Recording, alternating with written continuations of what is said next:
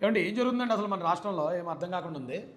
ఎక్కడ చూసినా వైసీపీ నాయకులు, కార్యకర్తలు, మాజీ సీఎం గారు ఎక్కడ చూసినా ఒకటే టాపిక్ గాదే సాయికృష్ణ. ఏంటంటే ఏం జరిగింది గాదే సాయికృష్ణ విషయంలో?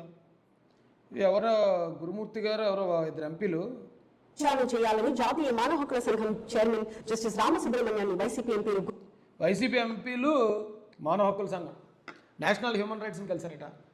నిన్న జగన్మోహన్ రెడ్డి గారు వెళ్ళి ఆ తల్లిని ఓదార్చారు. వెంటనే ఆయన రాజకీయం ఆయన ఎలా వాడుకోవాలో అలా మాట్లాడాడు. ఇక పేర్ని నాని, అంబటి రాంబాబు ఇలాంటి వాళ్ళందరూ విపరీతంగా మాట్లాడుతున్నారండి. అసలు ఏం జరిగింది సాయికృష్ణ విషయంలో? ఒకసారి అంటే జనరల్గా ఏం జరుగుతుందో ఊహించగలిగే కాస్త బుర్రన్న వాళ్ళకి విషయం ఏం జరిగిందో అర్థమైపోద్దండి. అంటే నా యాంగిల్కి నాకు ఏమర్థమైందో చెప్తాను. గాదే సాయికృష్ణ 25 సంవత్సరాల కుర్రాడు. అక్కడ విజయవాడలో కొన్ని గ్యాంగులుగా తయారయ్యారు కుర్రలు కొంతమంది. ఆ గ్యాంగుల మధ్యలో గ్యాంగ్ వార్లు జరుగుతూ ఉంటాయి. ఈ క్రమంలో కేసులు పడుతూ ఉంటాయి. అలాగే ఈ అబ్బాయి మీద కొన్ని కేసులు ఉన్నాయి. ఆ ఏ కేసులు ఏంటి అనేది ఇక ఈ మనకు ప్రస్తావన కూడా అనవసరం. ఆ కేసుల్లో మర్డర్ కేసు ఉందో, పోక్సో కేసు కూడా ఉంది, సంథింగ్ ఏదో గంజా కేసు కూడా ఉందని అంటున్నారు. సో అక్కడ కామన్గా జరిగే ఇష్యూ ఏ సిటీలో ఉన్నా సరే పోలీసుల మీద ఒక ఒత్తిడి ఉంటుంది. రౌడీ షీటర్లు కంట్రోల్ చేయాలి, నేరాలను కంట్రోల్ చేయాలి. మీరు ఏం చేశారు ఏంటి అన్నప్పుడు, లేదా ఎక్కడన్నా కేసు అయింది అన్నప్పుడు అక్కడ ఉన్న రౌడీ షీటర్లు పిలిపించడం, వాళ్ళని ఎంక్వైరీ చేయడం, ఇదంతా ఎప్పుడు ఎక్కడ జరిగే ప్రాసెసే.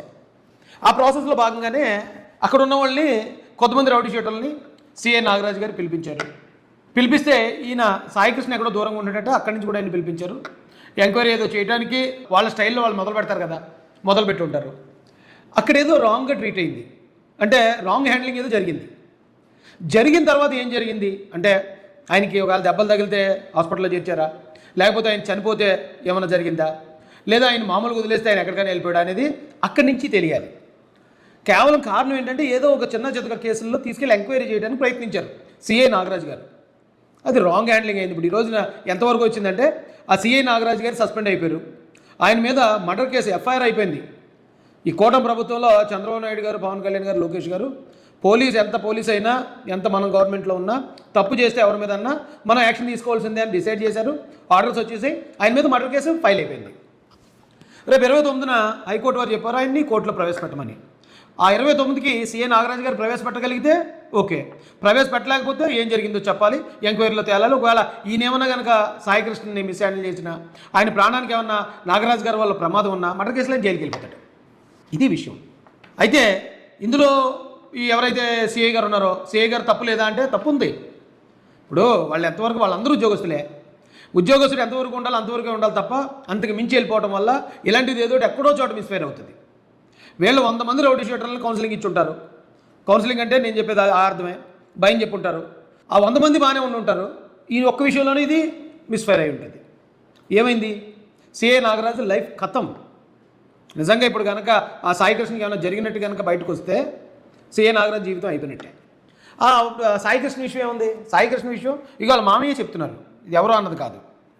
అయిపోయింది. Is the rowdy sheeter. ఈయన పైన చేస్తాడు, రేపు ఏం చేస్తాడు. మా పిల్లోడి బాడీ ఇవ్వండి, ఇన్ కేసు మీరు చంపిన మీరు కాకపోతే రేపు ఇంకోటి చంపుతాడు. ఆ వేలో ఉన్నవాడిని is the rowdy sheeter, body ఇవ్వండి.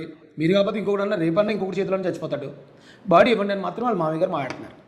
సో ఆయన ప్రాణానికి బంధువుల్లో ఎంత విలువ ఉందో మనందరికీ తెలిసిందే. కానీ సిఐ నాగరాజు గారి కెరీర్కి, సిఐ నాగరాజు ఈవేళ సిఐగా ఉన్నాడు, ఆయన రేపు డిఎస్పీ అవుతాడు. ఆ తర్వాత ఇంకా పెద్ద స్థాయికి వెళ్ళే అవకాశం ఉంటుంది. ఆ కుటుంబం, భార్య, పిల్లలు, బంధువులు అయిపోయినట్టే కదా సినిమా. ఆయన జీవితం ఇంకంతే, మనం ఏం చెప్పలేము. అయితే ఇది సాయికృష్ణ లైఫ్కి ఉన్న వాల్యూ, అది వాళ్ళ కుటుంబ సభ్యుల్లోనే. అయితే ఇప్పుడు నిజంగా ఆ కుటుంబ సభ్యులే ఈవేళ కదా రేపన్నా పోతాడు, ఎవరో ఒకటి చేతిలోనే పోతాడు, అదేం పెద్ద విషయం కాదని కుటుంబ సభ్యులే వదిలేసిన సాయికృష్ణ కోసం జగన్మోహన్ రెడ్డి గారు ఎంత ఫైట్, వైసీపీ ఎంత ఫైట్ చేస్తుంది. నిజంగా అబ్బాయి మీద ప్రేమ, నిజంగా ఏ రాజకీయ దురుద్దేశం లేదా? దీన్ని కూటమికి ఆపాదించేద్దాం, కులాల మధ్యలో గొడవలు పెట్టేద్దాం, కాపులను రెచ్చగొట్టేద్దాం అనే ఇంటెన్షన్ లేదా? ఒకసారి మీరు ఆలోచించి చూడండి. ఇక్కడ ప్రభుత్వం అయితే క్లియర్గా ఉందండి. ఒకవేళ నేరం జరిగిందానికి బాధ్యుడు ఆయనే కాబట్టి ఆయన మీద ఆల్రెడీ ఎఫ్ఐఆర్ అయిపోయింది. ప్రభుత్వం బాధ్యత అయిపోయింది. ప్రభుత్వం డ్యూటీ సక్సెస్ఫుల్గా నిర్వర్తించేసింది. ఇప్పుడు వీళ్ళ హడావుడు ఏంటి? ఎందుకు ఇలా ఎగిరెగిరి పడిపోతున్నారు? ఇది నేషనల్ హ్యూమన్ రైట్స్కి వెళ్ళిపోయారా? వైసీపీ పడుతున్న ఆ తాపత్రయం, ఆ తపన చూస్తుంటే ఒక అందుకు జాలేస్తుంది, మరొక అందుకు కొంచెం ఆందోళనగా కూడా ఉందండి. ఎందుకంటే వీళ్ళు ఎన్ని కుట్రలు, చిన్న విషయాలు కూడా ఎంత కుట్రలు ట్రై చేస్తున్నారు కదా. ఎక్కడో చోటు వీళ్ళు సక్సెస్ అయ్యారంటే ఈ రాష్ట్రంలో ఖచ్చితంగా కులాల ఘర్షణలు, మతాల ఘర్షణలు జరుగుతాయి. పోలీస్ డిపార్ట్మెంట్ వీళ్ళ మీద మాత్రం నిఘా పెట్టాలండి. అందరికీ జైభీం. నేను Rajesh Mahasen. Welcome to Mahasen media. విజయవాడలో జరుగుతున్న గాదే సాయికృష్ణ విషయం మీ అందరికీ తెలుసు. ఆ అబ్బాయిని పోలీస్ స్టేషన్కి తీసుకెళ్లి చంపేశారని ఆ తల్లి ఏడుస్తూ మాట్లాడడం ఖచ్చితంగా ఆంధ్రప్రదేశ్లో ఉన్న ప్రతి ఒక్కరి మనసును కదిలిస్తుంది. అయితే దీన్ని ఇమీడియట్గా వైసీపీ పొలిటికలైజ్ చేయడం కోసం, ఇది ప్రభుత్వం మీద నెట్టేయడానికి వాళ్ళ రాక్షస ప్రయత్నం వాళ్ళు చేస్తున్నారు. గాదే సాయికృష్ణ అనేటువంటి ఒక వ్యక్తిని మే 9వ తారీఖున పోలీసులు పట్టుకెళ్లారు. తరువాత చాలా దారుణం ఏంటంటే అతను చాలా చిత్రహింసలు పెట్టారు. చంపేశారా ప్రమాదవశాత్తు చనిపోయాడు, అది పోలీసులకు తెలుసు. చంపేశారు. ఒక డెత్ బాడీ ఉంటే ఆ బాడీని తీసుకువెళ్లి పోస్ట్ మార్టం చేస్తే ఎందుకు చనిపోయాడో అర్థమవుతుందనే ఉద్దేశంతో పోలీసులే ఆ డెడ్ బాడీని అతి జాగ్రత్తగా తీసుకువెళ్లారు. కృష్ణలంక శ్మశాన వాటికి తీసుకెళ్లారు. శుభ్రంగా దహనం చేసి బూడి చేసేశారు. అంటే ఎవిడెన్స్ కూడా లేకుండా చేశారు. శభాష్. ఆ సీఏ నాగరాజ్ అంట. ఏంటి దారుణం? అయితే వైసీపీ దీన్ని గవర్నమెంట్కి, ప్రభుత్వం మీద బురద జల్లాలని ప్రయత్నిస్తుంది కాబట్టి కూటమి నుంచి కొద్దిమంది కార్యకర్తలు సాయికృష్ణకి నేర చరిత్ర ఉంది మరోటని కొద్దిమంది సోషల్ మీడియాలో సాయికృష్ణ క్యారెక్టర్ కోసం వాళ్ళు మాట్లాడడం కూడా గమనిస్తున్నాం. అయితే మీ అందరికీ హృదయపూర్వకంగా ఒకటే రిక్వెస్ట్ చేస్తున్నాను. ప్రతిదీ రాజకీయం చేయొద్దు, ప్రతిదీ రాజకీయ పార్టీలకి, ప్రభుత్వానికి అంటకట్టొద్దు. నిజంగా సాయికృష్ణని తీసుకెళ్లి పోలీసు వారు హింసించి కనీసం ఆయన బాడీ కూడా ఇవ్వకుండా ఖననం చేస్తారు అని ఆ తల్లి మరియు వాళ్ళ బంధువులు ఆరోపించిందే నిజమైతే ఖచ్చితంగా దీనికి బాధ్యులైన వాళ్ళు శిక్షించాలి. ఎందుకంటే సాయికృష్ణ మీద జరిగిన ఘటన ఏదైతే ఉందో అది కులపరంగా జరిగింది కాదు. ఎందుకంటే ఈ నేరం ఆరోపింపబడుతున్న సిఐ గారిది, సాయికృష్ణది ఒకటే కులం. అలాగే సాయికృష్ణ ఘటన పార్టీలకు కూడా సంబంధం లేదు. ఎందుకంటే సాయికృష్ణ ఏ పార్టీ కార్యకర్త కాదు. అది కేవలం అక్కడ ఉన్న పోలీసు వారికి, సాయికృష్ణకి మధ్య జరిగిన సంఘటనగా దీన్ని చూసి, ఒకవేళ దీనిలో సాయికృష్ణ నిజంగానే చంపడం జరిగింది, లాకప్లో టార్చర్ చేయడం జరిగింది, ఆయన శవాన్ని తీసుకెళ్లి ఖననం చేయడం జరిగిందంటే కనుక దానికి బాధ్యులైన ప్రతి ఒక్కరి మీద కఠినమైన చర్యలు తీసుకోవాలి.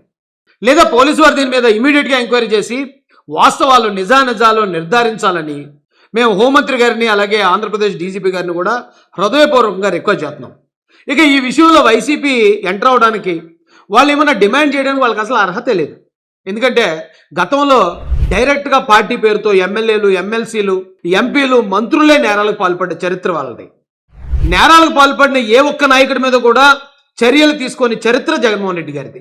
కాబట్టి వాళ్ళ కింద అంత నలుపు పెట్టుకుని వేరే సంఘటనను ఏదో కులాల పరంగా గొడవలు రేపేద్దాం, పార్టీ పరంగా దీన్ని గొడవలు క్రియేట్ చేద్దాం అనే ప్రయత్నం ఎవరైనా చేస్తే అలా చేసే ప్రతి ఒక్కరి మీద కూడా చట్టపరమైన చర్యలు తీసుకోవాలని ప్రభుత్వాన్ని మేము రిక్వెస్ట్ చేస్తున్నాం.